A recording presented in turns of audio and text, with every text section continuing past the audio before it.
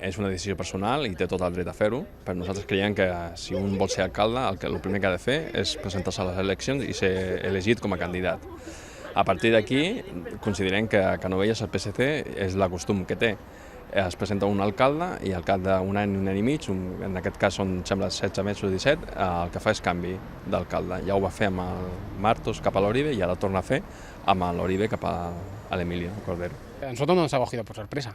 O sea, nosotros en plena campaña de las municipales ya avisamos de que lo que iba a hacer era esto. O sea, él no se iba a presentar, todo el mundo en Canovelles sabía que él no se iba a presentar a la alcaldía.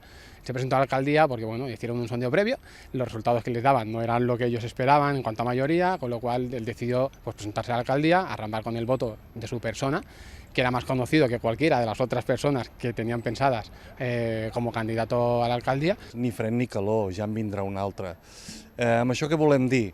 Doncs no volem que s'interpretin aquestes paraules com a passotisme o semanfotisme, és simplement que volem recordar que en aquest poble estem sota unes majories absolutes endèmiques per part del PSC i amb això volem dir que no canviarà absolutament res, tot continuarà sent igual.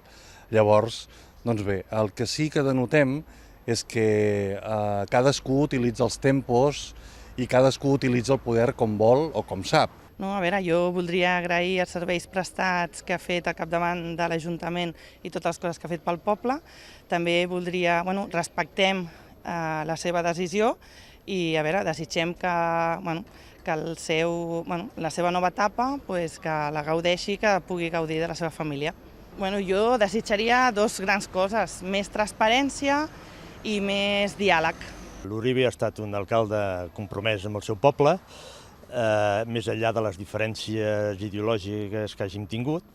Bé, ens hauria agradat que hagués complert els seus 4 anys, que per això el van votar majoritàriament al poble de Canovelles, i que ja és el segon alcalde, que en democràcia, que presenta la seva dimissió. Jo no sé si són estratègies de partit o és que és natural marxar a meitat de la legislatura.